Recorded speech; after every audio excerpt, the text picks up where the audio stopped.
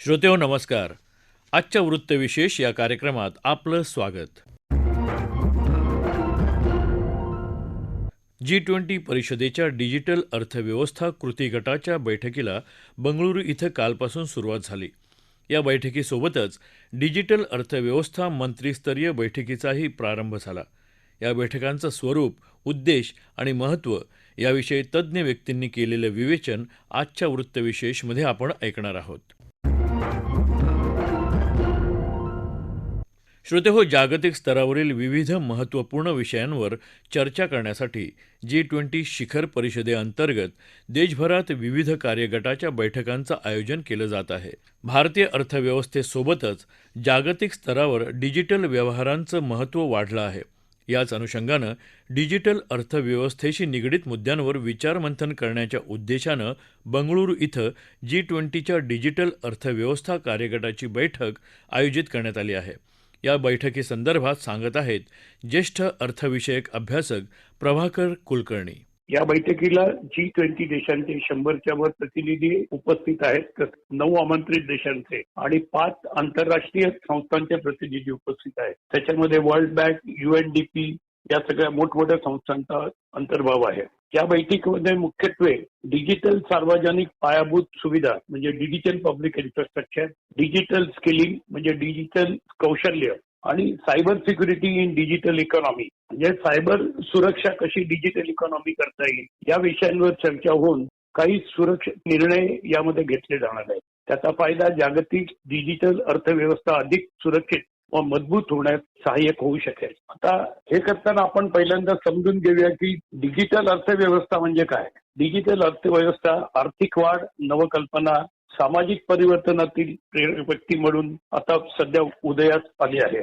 याचा मुख्यत्वे वस्तू आणि सेवांच्या ऑनलाईन खरेदी विक्रीमध्ये फिरतो. यामध्ये ई-कॉमर्स प्लॅटफॉर्मद्वारे व्यवसाय ते ग्राहक, B2C ग्राहक ते ग्राहक, C2C आणि व्यवसाय ते व्यवसाय, B2B व्यवहार समाविष्ट आहे. याच्यामध्ये तुम्हाला शेअरिंग अर्थव्यवस्थेद्वारे डिजिटल प्लॅटफॉर्म मागेच्या द्वारे तुम्हाला संसाधने आणि मालमत्ता व्यावसायिक कामावर लक्ष केंद्रित करता येते. त्यानंतर गिग अर्थव्यवस्थेद्वारे फ्रीलान्स किंवा ऑन डिमांड इकॉनॉमी ज्याला म्हणतात ते त्याच प्रकारात तात्पुरती आणि लवचिक डिजिटल प्लॅटफॉर्मद्वारे सुलभ कामाची व्यवस्था होऊ शकते. त्यानंतर डिजिटल प्लॅटफॉर्म भोवती आर्थिक प्लॅटफॉर्म याच्यासाठी मध्यस्थ म्हणून तो काम करू शकतो. खरेदीदार आणि विक्रेते, सेवा प्रदाता आणि ग्राहक किंवा सामग्री निर्माते आणि ग्राहक यांना ते जोडतात. उदाहरणार्थ social media platform, app store आणि ऑनलाईन मार्केटप्लेस ही त्याच्यामध्ये समाविष्ट केली जातात. डिजिटल आर्थिक व्यवस्थेमध्ये डिजिटल व्यवहार, पेमेंट सिस्टीम, वित्तीय सेवांवर लक्ष केंद्रित करतो. यात ऑनलाईन बँकिंग आलं, डिजिटल वॅलेट्स आली,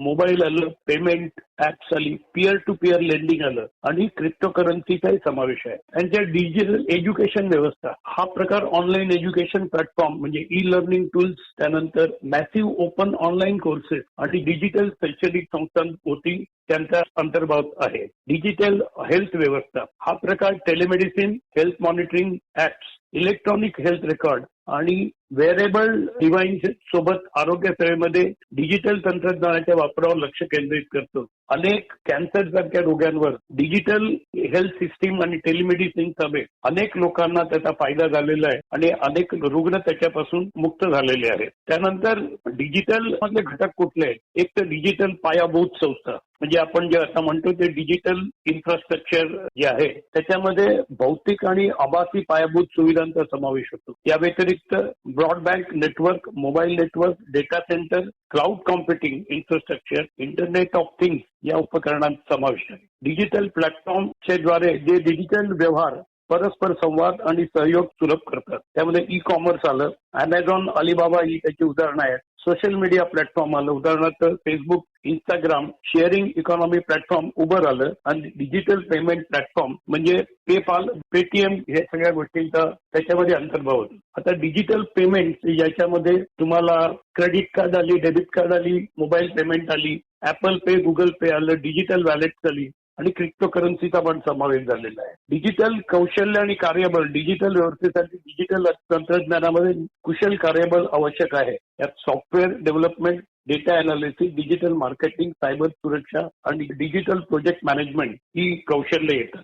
आता या सगळ्यांचा विचार करण्यासाठी म्हणून ही जी आत्ताची परिषद जी भरवलेली आहे त्याच्यामध्ये जास्त काय याच्यावर विचारणार आहे, डिजिटल स्किलिंग म्हणजे डिजिटल कौशल्य, ते कौशल्य कसं परत अधिक उपयोगी आणायचं, त्यानंतर क्षमता वाढीसाठी आणि अवेअरनेस बिल्डिंगसाठी आणि म्युच्युअल रिकग्निशन फ्रेमवर्क आणि डिजिटल स्किल आणि इन्फॉर्मेशन या त्या सगळी एक काहीतरी मार्गदर्शक तत्व घालून देण्यासाठी या परिषदेचा मुख्य उद्देश आहे.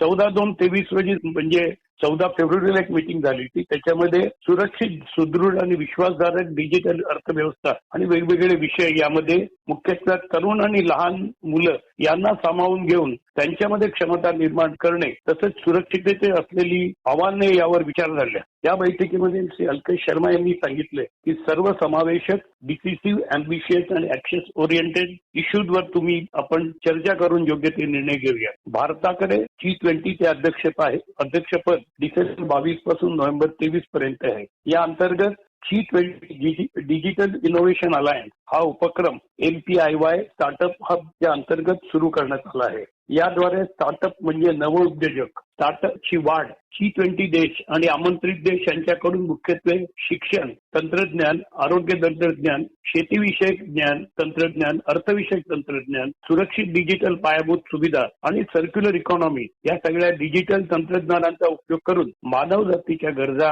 आणि अपेक्षा यासंबंधी विचार होईल व त्याची उत्तरे त्यामध्ये शोधली जातील. एकूणच 174 स्टार्टअप 29 देशांमध्ये येथे आलेले आहेत. या उपक्रमाचा भाग आहे की हे सर्व भविष्यातील जागतिक स्तरावर G20 DIA बैठकीमध्ये काम करतील. श्रोते हो, जागतिक डिजिटल अर्थव्यवस्था 11,000 अब्ज अमेरिकी डॉलरवर पोहोचली आहे.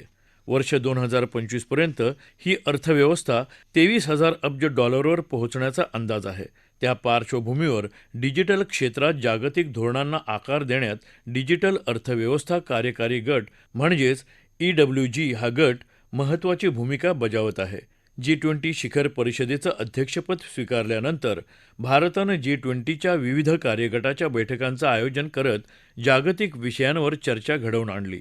आर्थिकरित्या बलाढ्य राष्ट्रांच्या यादीत भारत आपलं स्थान निर्माण करत असतानाच G20 शिखर परिषदेच्या माध्यमातून भारताला आपली भूमिका जगासमोर मांडण्याची नामी संधी उपलब्ध झाली आहे. त्यात डिजिटल अर्थव्यवस्थेचं महत्त्व पटवून देण्यासाठी भारतानं पुढाकार घेतल्याचं दिसून येतंय. याविषयी ज्येष्ठ अर्थतज्ज्ञ उदय तारदाळकर यांनी मांडलेली माहिती त्यांच्या शब्दात. भारतीय अर्थव्यवस्था आता जगात 5व्या नंबरवरती आहे आणि त्याच निमित्ताने असं म्हटलं तर यावर्षी आपल्याला G20चं अध्यक्षपद लाभलेलं आहे. भारताने एक मोठ्या क्षेत्रात मुसंडी मारली जी गेल्या 3 ते 4 वर्षात प्रामुख्याने असं म्हणायला गेलं ती म्हणजे डिजिटल क्रांती भारतात घडली. सध्या एकूण जगाचे जे डिजिटल व्यवहार घडतात त्या आर्थिक व्यवहारांमध्ये साधारण 46% हा UPIचा म्हणजे युनिफाईड पेमेंट इंटरफेस जे भारत सरकारची प्रणाली त्याच्यावरून होतो. आपल्याकडे बऱ्याच अंशी जी काही प्रणाली आहेत त्या UPIचा वापर करूनच पुढे करतात. त्या अनुषंगाने आता बेंगळुरूमध्ये होणारी ही जी बैठक आहे त्याच्यामध्ये फिनटेकचा कसा वापर करावा म्हणजे डिजिटल पेमेंटच्या थ्रू एकतर तळागाळामध्ये कसं पोचावं, हॉस्पिटल, विमा अशा वेगवेगळ्या क्षेत्रात कसं पोचावं यासाठी काही माहिती दिली जाईल. G20चे 20 सदस्य, 9 सन्माननीय सदस्य जे आमंत्रित आहेत देश असे आणि शिवाय वर्ल्ड बँक या सगळ्यांचा याच्यामध्ये सहभाग आहे. आपण एक गोष्ट लक्षात घेतली पाहिजे की भारताने 2014 सालापासून जेव्हा सुरुवात केली ज्याला आपण म्हणतो जनधन अकाउंट आणि त्यानंतर आधार कार्ड आपल्याकडे आधीपासूनच त्याची प्रणाली ही कार्यरत होती आणि त्या जोडीला मोबाईल फोनचा वापर भारतामध्ये जास्ती झाला. आपल्याला माहिती आहे की भारत आता जगामध्ये मोबाईल उत्पादक देशामध्ये त्याचा 2ऱ्या क्रमांकावरती आहे आणि वारंवार असा उल्लेख केला जातो सरकारतर्फे की एक जॅम ट्रिनिटी आपल्याकडे आहे म्हणजे जनधन अकाउंट, आधार आणि मोबाईल फोन या तिन्हीच्या द्वारे आपल्याकडे जी अनुदानं दिली जातात गरीब किंवा वंचित वर्गाला किंवा शेतकऱ्याला. अगदी महत्त्वाचं उदाहरण दिलं जातं की शेतकऱ्याला दर वर्षाला 6,000 रुपये हे रोखीच्या स्वरूपात दिले जाते त्यांच्या बँक अकाउंटमध्ये जातात. म्हणजे ही जी सबसिडी दिली जाते, अनुदान दिलं जातं त्याची सगळी गळती असते, लिकेजेस हे पूर्णपणे आपण थांबवलेलं आहे आणि त्यामुळे सरकारचा एक तर पैशाचा अपव्यय होत नाही आणि जो गरजू आहे, जो लाभार्थी आहे त्याला डायरेक्ट हे बेनिफिट मिळतं. महत्त्वाच्या गोष्टीचा विचार केला तांत्रिकदृष्ट्या जर आपल्याकडे ATMद्वारे आपण आता कुठल्याही बँकेचे पैसे कुठल्याही कार्डमधून काढू शकतो. ही जी प्रणाली आहे त्याला ओपन सोर्स म्हणतात. तर तिथे सगळ्या बँका आपल्या ह्या इंटरनेटद्वारे एकमेकांशी निगडीत आहेत. त्यामुळे UPIद्वारे जेव्हा आपण पेमेंट करतो मग ते कुठल्याही द्वारे जर होत असेल तर त्या बँकेला ते तुमचं अकाउंट डेबिट होतं UPIद्वारे. ही एक मोठी ज्याला म्हणतात की उपलब्धी आहे की ज्याच्यामुळे हे खूप सुलभ झालेलं आहे. आपल्याला समजा एका तऱ्हेने विमा काढायचा आहे तर त्याचं पेमेंट पण आपण करू शकतो. त्या लाभार्थींना त्याचा फायदा मिळू शकतो. मधल्या काळामध्ये हॉस्पिटलायझेशनसाठी म्हणजे सुद्धा आपण सरकारने काही स्कीम जाहीर केल्या. त्यामध्ये सुद्धा आधार कार्डाच्या अनुषंगाने हे फायदे मिळू शकतात. तर भारताने असं जगामध्ये एक मोठं उदाहरण घालून दिलं आणि त्याच दृष्टीने मोठ्या प्रमाणावरती आपले जे काही अनुभव आहेत त्याला आपण एक म्हणतो की मोठ्या प्रमाणामध्ये आपण दुसऱ्याला शिकवलं पण पाहिजे आणि आपण जे शिकलो ते त्याबद्दल त्यांना थोड्या प्रमाणात आपण ते त्यांच्याबरोबर शेअर पण केलं पाहिजे. लर्निंग आणि शेअरिंग हा जो एक मोठा ज्याला म्हणतात की आपला एक गाभा आहे तो आपण आपल्या सगळ्या देशांबरोबर व्यतीत करत आहोत आणि त्या दृष्टीने ह्या सगळ्या देशांना फायदा होणार आहे. आणि रिझर्व्ह बँकेने जे मोठ्या प्रमाणावरती पावलं उचलली आपल्याला माहिती आहे की या कोरोनाच्या काळानंतर आणि युक्रेनचं आणि रशियाचं युद्ध चालू आहे त्यानंतर रुपया हा मोठ्या प्रमाणावरती ह्याचा वापर होऊ लागला विनिमयामध्ये आंतरराष्ट्रीय व्यापारात. आता आपण रुबल आणि रुपयेमध्ये व्यवहार होतो रशियामध्ये. तसंच आखाती देश आहेत म्हणजे युनायटेड अरब एमिरेट्स आणि सिंगापूर या 2 देशांनी आपली UPIची प्रणाली आता वापरायला सुरुवात केली आहे.